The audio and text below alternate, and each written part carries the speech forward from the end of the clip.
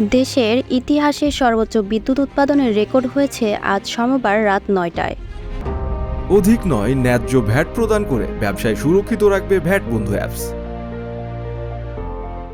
এ সময় ১৬,২৩৩ মেগাওয়াট বিদ্যুৎ উৎপাদন হয়েছে। বিদ্যুৎ জ্বালানি ও খনিজ সম্পদ মন্ত্রণালয় বিষয়টি নিশ্চিত করেছে। বর্তমানে দেশব্যাপী চলছে তীব্র তাপদাহ। এই মুহূর্তে বিদ্যুৎ বিভাগ জনজীবনের স্বস্তি বজায় রাখতে নিরবচ্ছিন্ন বিদ্যুৎ উৎপাদনে কাজ করে যাচ্ছে। এর আগে সর্বোচ্চ বিদ্যুৎ উৎপাদনের রেকর্ড ছিল আজ ১৫,৬৬৬ মেগাওয়াট। এবছর গরমে বিদ্যুতের সর্বোচ্চ চাহিদা ১৭,৫০০ মেগাওয়াট হতে পারে বলে ধারণা করছে বিদ্যুৎ বিভাগ। বর্তমানে বাংলাদেশে বিদ্যুৎ উৎপাদনের সক্ষমতা আছে ২৫,৪৯১ মেগাওয়াট।